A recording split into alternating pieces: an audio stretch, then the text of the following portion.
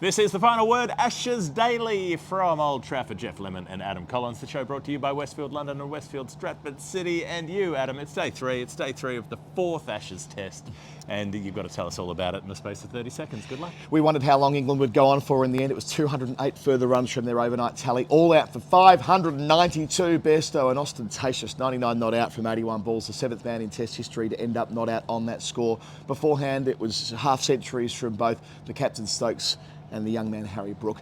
A 66-run stand for the 10th wicket in 40 balls between Bairstow and Anderson. Thrilling stuff. Hazlewood takes 5 for Australia after their second day in the dirt. In reply, they're 4 for 112. They lost 3 wickets in the final session. 2 to Mark Wood, who's got 3 for 17, including his 100th in Test cricket. They're 163 away from making England bat a second time, and the rain is coming tomorrow. Oh, there was a lot to get through. There was so much to get through today. I think maybe we start at the end. Maybe we start with England bowling. By the time they get Australia in, it was like, all right, they need incisions. They need to. There was that sniff of a possibility. If you really get a run on, maybe you can run through them today and try to finish it in 3 days. That was always likely to be an outside possibility. And there is rain forecast for the weekend, but it's like maybe there'll be a session or two. Maybe there'll be. All you need is maybe 3 hours somewhere, an extended session, something like that, in order to make it work. It feels like they're close enough. They're within grasping distance because they work through not 1, not 2, but 3 and then 4. And they've got Steve Smith out, which is crucial. And they've got Travis Head out, who's been such a thorn in the side for England in this series. Yeah, so they've bowled 41 overs, have picked up 4. And that includes, as you say, Khawaja, who was caught behind just before tea for 18 from Wood. Warner, who chopped on Wokes for 28, second time in the test. He's got to start. Nice bit of shape back towards left-hander. Didn't do an awful lot wrong in terms of where he's set up, but the angle bat was his downfall there. Steve Smith caught hooking for 17. Wood, extra pace, just makes batters do things they wouldn't otherwise do. So it goes for Head as well, who's going to have short pitch bowling following him around the world now that the career rest of his life. Yeah, it feels that way. Who gloved the ball to Gully late in the day. He'll be 72 walking into a Safeway and someone will just bump him with an orange. Yeah, it'll be a bit like how it was with Michael Bevan, although the difference being that Head's already had a substantial test career and he'll have to find a way to adjust. And he adjusted last week at Leeds. It's just that now it's going to be different. So with that in mind, maybe it is a session, might be 2, but the very improbable play tomorrow. It's more likely on the Sunday where we might find the session or 2 that you're referring to. It's an entire weather front coming across from Ireland. So it's not like we're speculating about like spots on the radar. Maybe it hits us, maybe it doesn't hit us. There's a deluge coming. So tomorrow's really hard, which is why you could have made the case for Stokes pulling out at lunch. But if they had pulled out at lunch, when at that stage they were ahead by, what was it? They were ahead by plenty, 189, but we would have missed out on the Bairstow intervention, which was such an enjoyable one. Like, hadn't really done anything of substance since Edgbaston. He struggled with his keeping, blinder on day 1. I don't know who said it, but someone did. After that, that might give him the confidence with the bat. And sure, the Aussie bowlers are knackered, not least Cummins, who went around in a way that he's never gone around before in Test cricket. But Bairstow made the absolute most of it. Some of those sixes were gigantic. Yeah, and there was particularly the front foot one. That was the one that I enjoyed the most, where it's Mitchell Marsh style, where he rocks onto the front foot. And they're not even that short. There were 2 of them that are about hip height, so it's not like you can really get that full swing. It's all sort of wrist and forearm strength at that point. Read into that what you will, and sort of snaps it over deep square leg. The one with Steve Smith flying up in the air trying to get a hand up on it. Carrying, 4 times he put them into the crowd, makes his way to 99. One of those ones where the whole crowd's involved. He's batting with the number 11. He's got Anderson out there who's doing his job pretty well. Doesn't have to face much, but he's ducking and weaving and fending down a few short balls, and eventually gets trapped leg before wicket with Bairstow 1 away from the 100. One of those passages of play that just gets everybody involved, gets the whole crowd involved. Yeah, I mean, if there was any doubt that the momentum had shifted in this series, there was none left after that.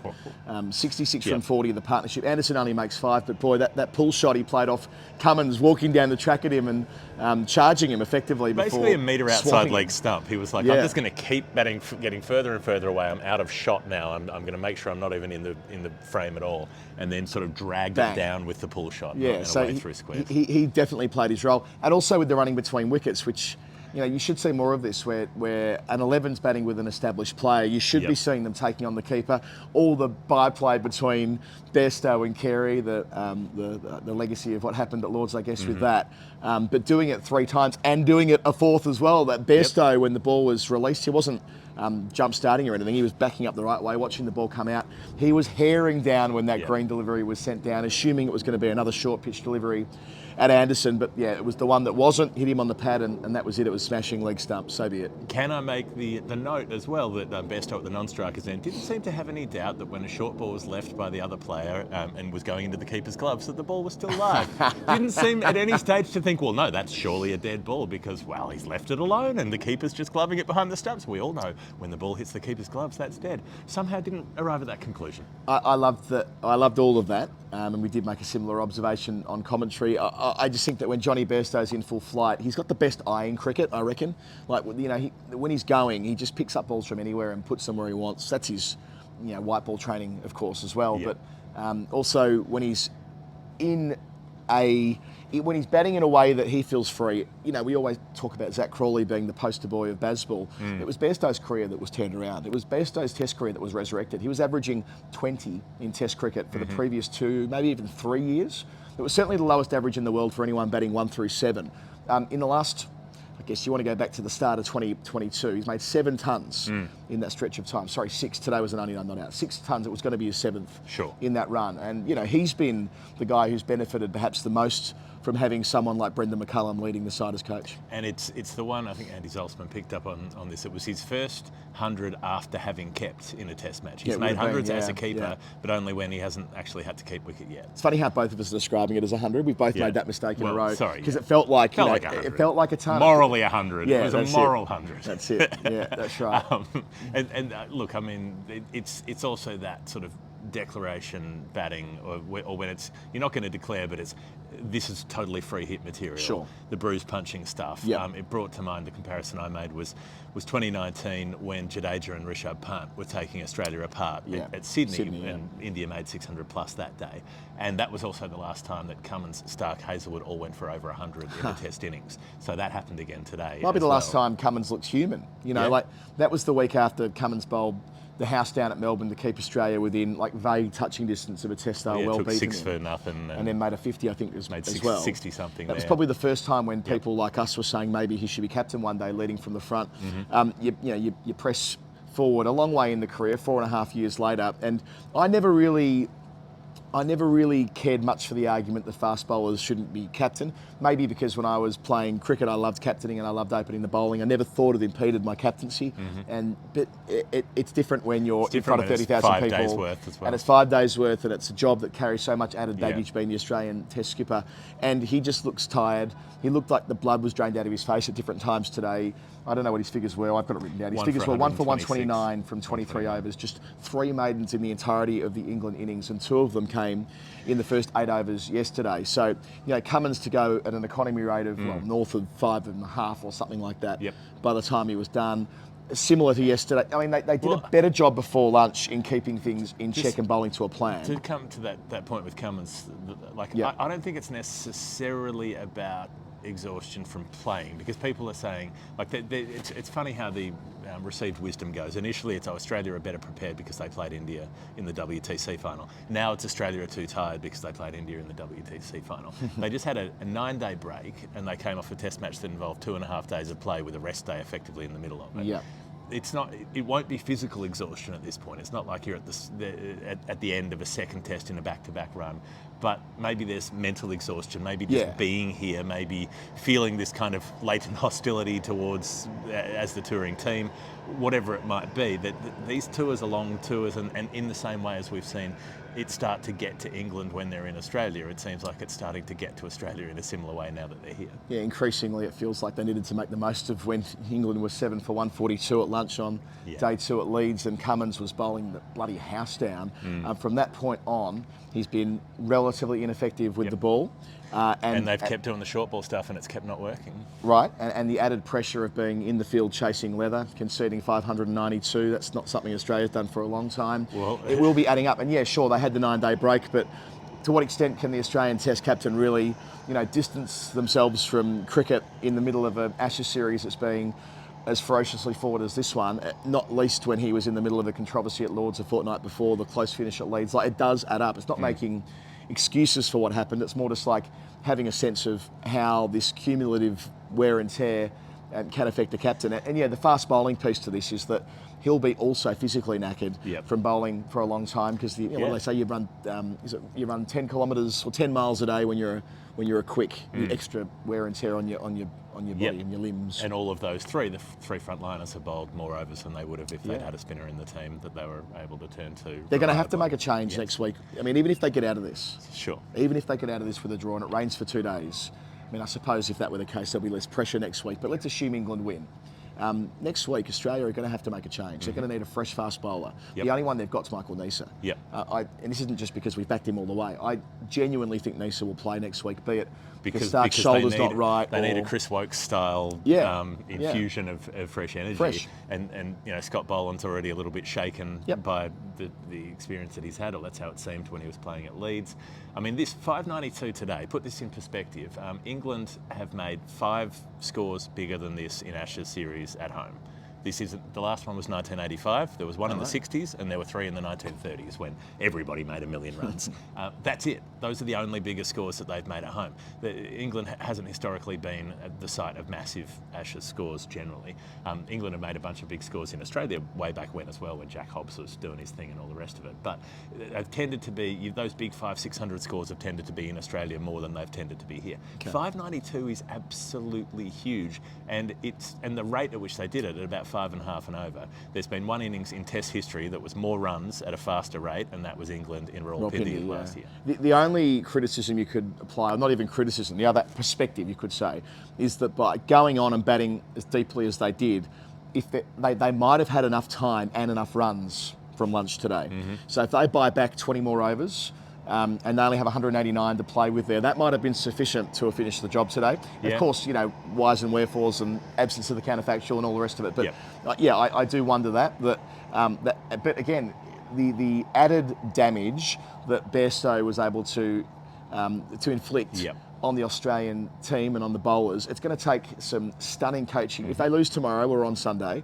it's going to take some stunning coaching behind the scenes from Andrew McDonald and the leadership of Cummins to get them back in the right frame of mind to bowl England out twice at the Oval next week. Yeah, and so we're assuming that, look, even if it is a draw here, England will steam on through the Oval. A couple of weeks ago, people were saying 5-0 Australia. Remember that?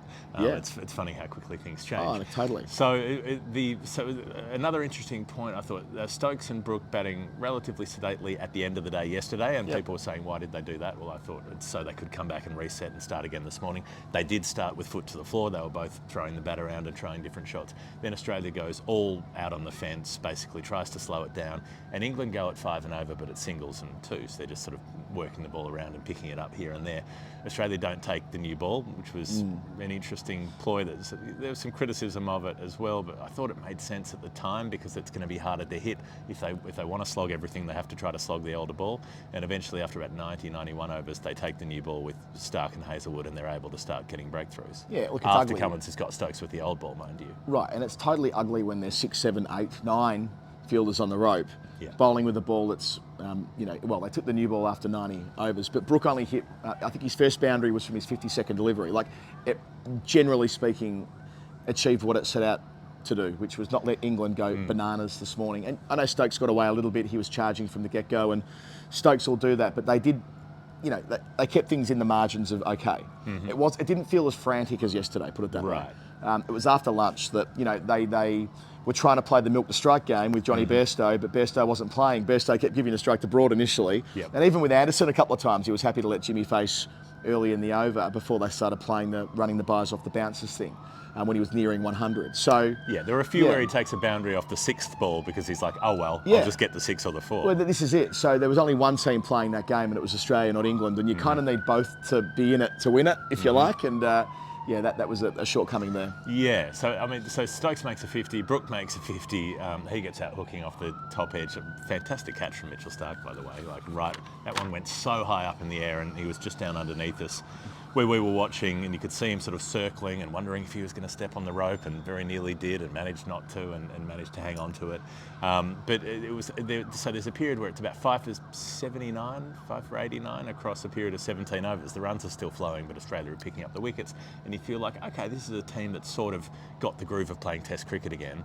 And then it's that last bit with Bairstow again that just breaks them completely. Suddenly they're not playing anymore; they're just slot machines. Yeah, Hazlewood's on a hat trick at one stage, and he bowls a lovely ball to knock over Mark Wood just before the lunch break. And you're right, you do sense that, okay, well, they could finish this in a hurry and just reset the energy just a little bit. Even though it felt normal. Hazlewood bowls an outswinger that nicks off Chris Wokes. Then he hits the off stump from Mark Wood when he was playing down the wrong line. And you're like, oh, this is Test cricket. I recognise this. I've seen this game before. And at that point, Hazlewood 5 for 111 when he takes the court and bowled, broad slugs across the line, way up in the air. He settles under it and takes the catch. 5 for 111. You go, okay, you're taking your wickets at 22 apiece. If the other bowlers have also taken about 5 for 100 and something, then you're going okay. You bowled a team out for 250 if that's happened. Yeah. That's not what happened. No, and look, Hazlewood didn't bowl well. He bowled some really good deliveries, but I wouldn't say that Hazlewood would be thrilled with the amount of 4 balls he gave. More towards the end when he was tiring, but wasn't used in the middle session much yesterday when it was at its worst. And he did bounce back pretty well yesterday afternoon. But across the long shift, I don't think he'll be chuffed with how it's gone, but a 10th fifer is a 10th fifer. Yep. And I think he's third in Ashes cricket or something like that. I doubt he'll be touring back here to look at the honours board. No. Like, remember, what a wonderful day that was.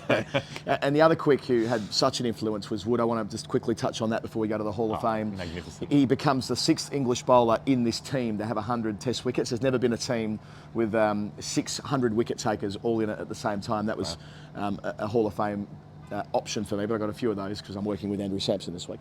But yeah, I mean, what a performance. His Test career started back in 2015, so it's been a long time coming. So many injuries. There's that vision of him having an operation, I think it was last year, when he's going under. I don't know why there's a camera in there, but he's got the anaesthesis there. Elbow surgery. And he's saying, I'm still going to bowl fast, aren't I? I'm still going to bowl fast. And, it's almost wishful because you don't know with major surgery like that on a piece of your body which is vital to you being able to do what you do. And the fact that he's back doing what he does, the moment he bowled that first over at Leeds, this series changed. There was 2 turning points. The Bairstow stumping changed things to an extent. Lyon's injury changed things more, I reckon. So, right, Lyon's injury, the Bairstow stumping, and Mark Wood's first over. Those are the 3 moments, I reckon, in this series that have given England the chance to get back into it. And Wood's right in the thick of things tonight. That ball to head was a snorter. Again, Smith not being able to convert a start, and so it applied for Usman Khawaja, who looked steady until... The effectiveness, the way he comes on bowls, 1 over before the break, and he gets a Usman Khawaja nicking. Such a faint nick that Khawaja reviewed it because he didn't think he'd hit it. And then, on he goes. He doesn't bowl after that. It's a 1 over spell. Then he comes on and bowls about 20 overs later. Bowls 2 overs. Then he comes off. Then he comes on, bowls 3 overs, picks up the 2 wickets of Smith and Head. So, another magnificent day, and he might have more to come in this innings. And a quick word for Chris Wokes, who I thought, after being a little bit too short to begin, found his movement, and they can trust him, right? He's bowled more overs than anyone in the England team since returning to it. And Anderson bowled really well today as well, albeit without reward. So more from Jimmy, I'd imagine, over the weekend in conditions which should suit. And that takes us to the Final Word Hall of Fame. The Hall of Fame, where we pick our most final word moments of the day. Lots of good stats stuff going on today. 6 out of the top 7 making 50s. That's happened 3 times previously in Test cricket. The most recent one when Pakistan against India in 2006. All of them, they just racked them up one after the other in February 06. I'm going to tell you before we go on that the Final Word Hall of Fame is brought to you by London, Westfield, London and Westfield, Stratford City. More extra, less ordinary. Sun's out, fun's out, as we said last night at Westfield, London, Westfield, Stratford City. Get down to Westfield, London during the week for the amazing Sunset Social promotion, which includes exclusive cocktails and summer menus, live music and offers on places to eat and drink, including sticks and sushi. We got a great response to this on social media last night. This is the Danish-Japanese fusion restaurant where you can enjoy their lobster croquettes and a glass of rosé for 15 quid. That's entertainment. That's entertainment. That's value. Get down there, Westfield, London, Westfield, Stratford City, to the Danish-Japanese fusion, sticks and sushi. We're going to go there after the Test match. More extra, less ordinary. People are just going to go because they're scared of you. Like that voice, it's like you're a sergeant major ordering them to, you will eat your goddamn lobster croquettes and you will enjoy it. Yes, Westfield. Sergeant Dan. Thanks for sponsoring the show. Lieutenant Dan. Lieutenant Dan, sorry. Thank you very much. Long time since I've seen that flick. Well, I've got a list of Hall of Fame nominations a mile long here. Very quickly, the first time that England's required a new ball since they played in Wellington. This is an unorthodox Test match. They haven't needed the second Daniel new ball. Vettori's here. Brendan McCullum's here. Jeetan Patel's here. What does Mark Richardson think about the situation? When Ben Stokes got out for 51, it's the 3rd time we've seen 51, the number dismissed on today. Equal most in Test history. The other time was almost number of 51s. 51s. Okay. There you go. I didn't mind that.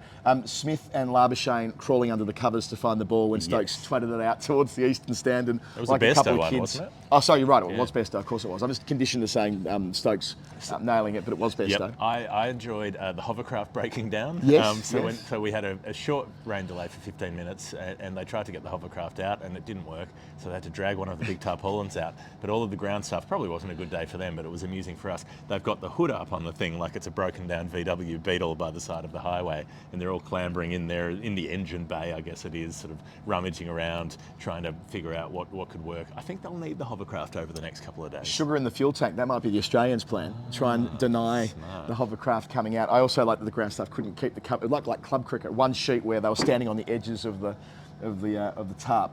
David Warner batting in long sleeves, first time ever, I reckon. I've never seen David Warner bat in long sleeves. Huh. Didn't notice. If you can find photographic evidence of him batting in a test match in long sleeves, please send it to me. I can't read my own handwriting. Oh, Jonny Bairstow. That's a Hall of Fame entry in itself. Jonny Bairstow is the only player in Test cricket to get 2 99s at the same ground. He was dismissed at 99 here against South Africa in 2017. Okay. That's good. And there's something else here I can't read either. It doesn't matter. This has been the Final Word Hall of Fame and the Final Word Daily for Westfield London, Westfield, Stratford City. It's going to rain tomorrow. We're going to make a show anyway. We're going to try and make a story time if it does rain. That's the plan. If you really like what we do, patreon.com/the final word. Not only can you support the show, as many people have decided they want to do through this Ashes, and we're immensely grateful for that. You join Discord and you can do what we're doing tonight, which is joining our patrons, having a drink in the pub after play, which we've done after every test match. And we've got our live show coming up on the 26th of July. Half price tickets for that. Link in the show notes. Stephen Finn, Wednesday night. Be there. Yeah, and aside from that, we'll be here for day 4 and probably day 5 with a whole lot of rain and maybe a little bit of cricket as well. Final word, Ashes Daily. Jeff Lemon, Adam Collins. See you next time. No.